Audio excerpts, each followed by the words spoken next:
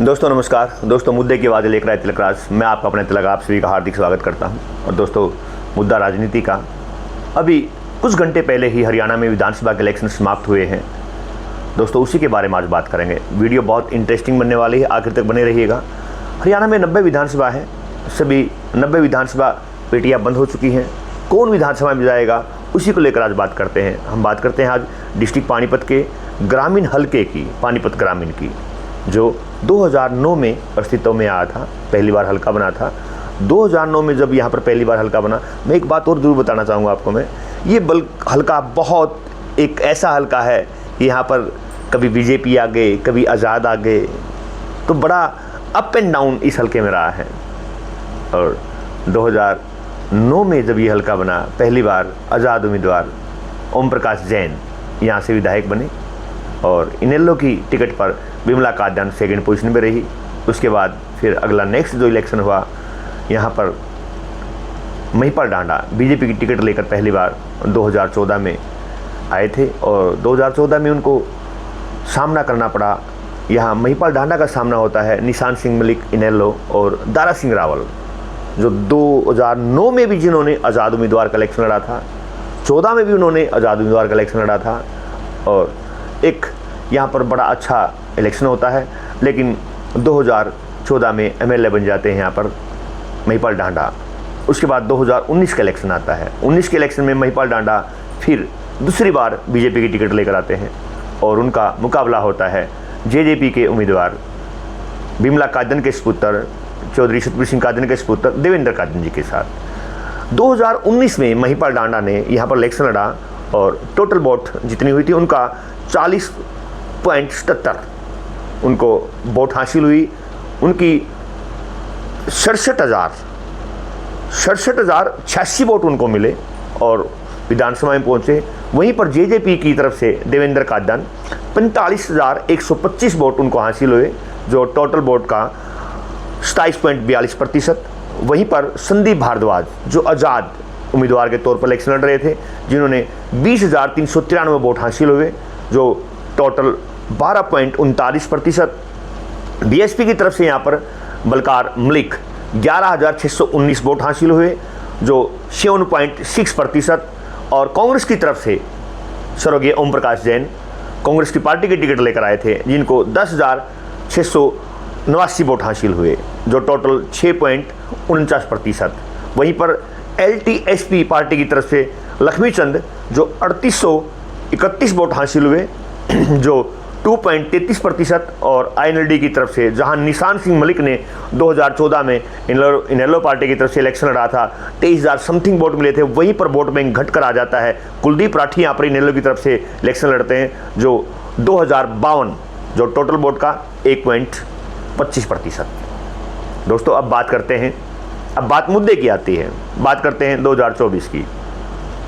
इस समय 2024 में तीसरी बार मौजूदा मंत्री हैं, मौजूदा विधायक हैं श्री महिपाल डांडा जी, तीसरी बार टिकट लेकर आते हैं और बीजेपी फिर उन पर दाव खेलती है। लेकिन जो 19 का इलेक्शन था, बीजेपी की तरफ से माननीय मुख्यमंत्री हरियाणा सरकार मनोहर लाल खट्टर जी के नेतृत्व में लड़ा गया था। कांग्रेस पार्टी की तरफ से चौधरी भूपेंद्र सिंह हुड्डा जी के नेतृत्व में लड़ा गया था। लेकिन जो 24 का इलेक्शन है, ये आप सभी बखूबी जानते हैं। 24 का इलेक्शन माननीय मनोहर लाल खट्टर जी सेंटर में मंत्री हैं। यहाँ पर श्री नायब सिंह सैनी हरियाणा के मुख्यमंत्री बन चुके हैं और कांग्रेस पार्टी की तरफ से जो नेतृत्व है चौधरी भूपेंद्र सिंह हुड्डा का नेतृत्व है। क्या श्री नायब सिंह सैनी के नेतृत्व में बीजेपी जो इस समय 90 विधानसभाओं में इलेक्शन लड़ रही है, क्या उसका बेनिफिट मिलेगा बीजेपी को? इसी के बारे में हम बात करते हैं। जो मैंने ऑब्जर्व किया है, मैंने डोर टू डोर या गांव-गांव में जाके जो डाटा इकट्ठा किया है, लोगों से संपर्क किया है, उसी के लिए मैं आपसे बात करना चाहूँगा। दोस्तों पिछले इलेक्शन में महिपाल डांडा को यहाँ से बहुत भारी जीत मिलती है, लेकिन इस बार उनकी जीत आसान नहीं है। इस बार उन्हीं की पार्टी के एक पार्षद जिनका नाम विजय जैन है, जो पूरे हरियाणा में चर्चा का विषय बना हुआ है कि विजय जैन बहुत कड़ा मुकाबला दे रहे हैं। विजय जैन यहाँ आज़ाद उम्मीदवार के तौर पर, पहले वो बीजेपी में थे, टिकट मांगते थे, बीजेपी की टिकट नहीं मिली, उनको लगा कि महिपाल डांडा की टिकट नहीं मिल पाएगी, तो उन्होंने बीजेपी को अलविदा कहा और एमपी के इलेक्शन के बाद वो चले गए भूपेंद्र सिंह हुड्डा जी के पास, यानी कि कांग्रेस पार्टी में। कांग्रेस पार्टी में दावा ठोक दिया, लेकिन कांग्रेस पार्टी ने इस बार टिकट दिया यहाँ पर सचिन कुंडू को, जो हरियाणा राज्य के युवा के प्रदेश के अध्यक्ष रह चुके हैं। सचिन कुंडू कांग्रेस पार्टी की टिकट लेकर आ जाते हैं, लेकिन विजय जैन फिर टिकट से वंचित रह जाते हैं।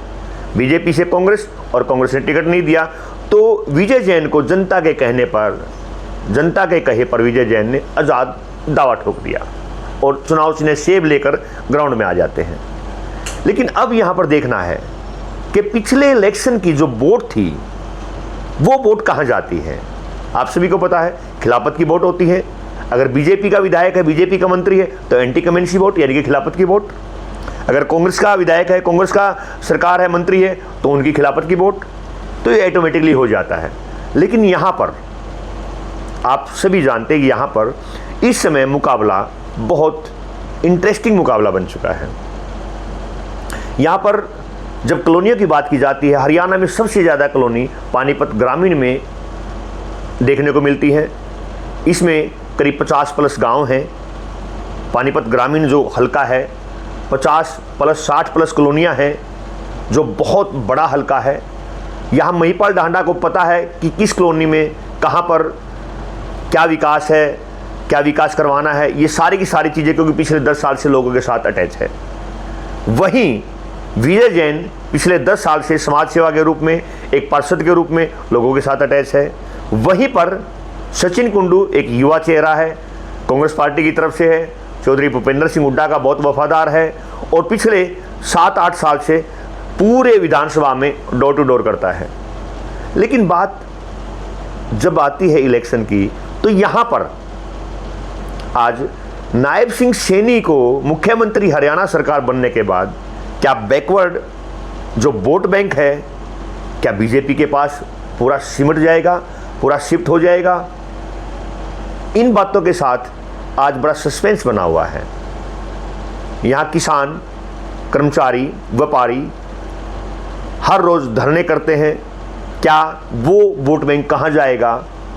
अब जो गांव में जाकर रिपोर्ट मिली है, कॉलोनियों में जाकर रिपोर्ट मिली है, तो किसी गांव में फाइट मुकाबला महिपाल डांडा और सचिन कुंडू का है, किसी गांव में मुकाबला महिपाल डांडा और विजय जैन का है। लेकिन मेरी मुद्दे की आवाज़ की ओपिनियन, मेरी राय, यहाँ पर जब बात कॉलोनियों की आती है, कॉलोनियों में महिपाल डांडा बरकरार है, कॉलोनियों में विजय जैन बरकरार है। कहीं ना कहीं कॉलोनियों में सचिन कुंडू आके डाउन आ जाते हैं। तो ऐसी सिचुएशन में जो जेजेपी की वोट पिछले इलेक्शन में 45,125 वोट थी, वो कांग्रेस के खिलाफ जेजेपी के पास आई थी, बीजेपी के खिलाफ जेजेपी के पास आई थी। उसके साथ संदीप भारद्वाज जो आज़ाद उम्मीदवार थे, वो 20,393 वोट थी, वो कांग्रेस, बीजेपी और जेजेपी तीनों के खिलाफ आई थी। उसके बाद बीएसपी बलकार मलिक जो 11,619 वोट थी, क्योंकि अपना वजूद है बीएसपी पार्टी का। इस बार बीएसपी प्लस इनेलो इलेक्शन लड़ रही है। लेकिन कांग्रेस पार्टी के लिए अब तक जो भी उम्मीदवार कांग्रेस पार्टी के यहाँ पर आए हैं, पहला उम्मीदवार प्रसन्नी देवी, सेकंड उम्मीदवार यहाँ पर श्री खुशीराम जागलान जी, थर्ड उम्मीदवार श्री ओम प्रकाश जैन जी, और अब सचिन कुंडू। पहले 3 उम्मीदवार 15,000 से ऊपर नहीं गए हैं, 15,000 से वो नीचे रहे हैं। तो ऐसी पोजीशन में कांग्रेस पार्टी कितना उछाल ले सकती है? कांग्रेस पार्टी के उम्मीदवार जो लोगों के बीच रहे हैं, सेवा की है, वो 15,000 से कितना अप जाएंगे? दोस्तों एक बात और मैं बताना चाहूँगा, इस बार इलेक्शन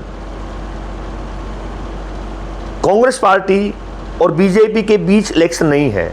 इस बार इलेक्शन बीजेपी और जनता के बीच है। कांग्रेस पार्टी की एक लहर देखने को मिलती है, हम गांव में जाते हैं, कवरेज करते हैं, लेकिन वहीं पर वो कांग्रेस पार्टी की लहर, जनता की लहर पानीपत ग्रामीण में खत्म हो जाती है विजय जैन के चारों ओर आते आते। दोस्तों विजय जैन का नाम आते ही पानीपत ग्रामीण के दोनों उम्मीदवार के पसीने छूटने लग जाते हैं। कभी चिलमन से हम झांके, कभी चिलमन से वो झांके, लगा दो आग चिलमन में, न वो झांके न हम झांके। कहीं विजय जैन आ गए, कहीं सचिन कुंडू आ गए, कहीं महिपाल ढांडा आ गए।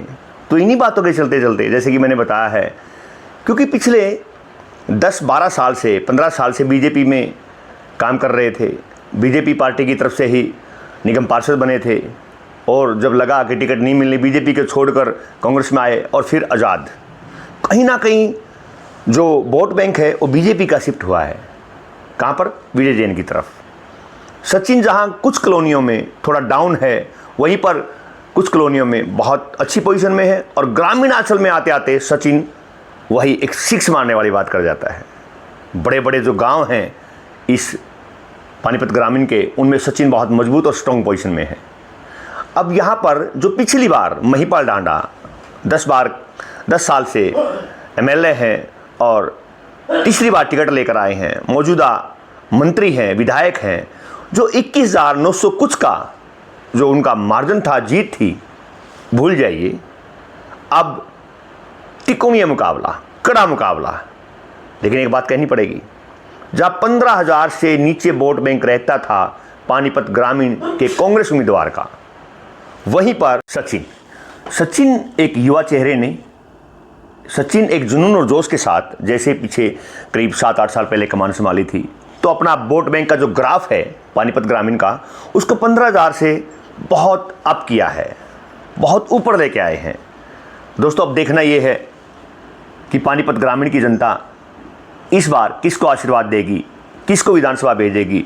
एक बात जरूर कहूँगा, जहाँ मैंने पिछला एक बार इंटरव्यू किया था मौजूदा विधायक मंत्री महिपाल ढांडा जी का, कहीं ना कहीं उनके बोल में बुखलाहट नजर आ रही थी। लेकिन इस बार सचिन के संघर्ष और मेहनत ने, विजय जैन के प्रयास ने महिपाल ढांडा जैसे 2 बार के विधायक को तीसरी बार एक ज़मीन दिखा दी है, एक संघर्ष करने के लिए, लोगों के बीच में रहने के लिए मजबूर कर दिया है।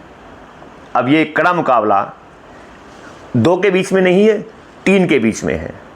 जहां कांग्रेस पिछले 15 साल से पिछड़ रही थी, इस बार सचिन ने इसमें बहुत जोश और जुनून के साथ यहाँ पर एक कड़े मुकाबले में लाकर खड़ा कर दिया कांग्रेस पार्टी को। लेकिन साथ में विजय जैन, पिछले 48 घंटे किसने प्रबंध और प्रशासन मैनेज किया है, जीत उसी को नसीब होगी। और जो पिछले इलेक्शन में एक बड़ी जीत थी 21,900 समथिंग की महिपाल ढांडा की, उसको भूल जाइए। जीत का मार्जिन पानीपत ग्रामीण में बहुत कम रहेगा। लेकिन कौन बनेगा सिकंदर? तीनों में से कौन जाएगा विधानसभा? पानीपत ग्रामीण की जनता किसको देगी आशीर्वाद? मेरी पूरी वीडियो देखने के लिए बहुत बहुत शुक्रिया, मेहरबानी। दोस्तों मुद्दे की आवाज़ लेकर आए तिलक राज। अगर आपको मेरा चैनल अच्छा लगे सब्सक्राइब कीजिए, लाइक कीजिए, कमेंट बॉक्स में ज़रूर बताना कि चैनल कैसा लगा। दोस्तों मिलेंगे अगली बार एक नए मुद्दे के साथ, मिलेंगे एक ब्रेक के बाद। बहुत बहुत धन्यवाद।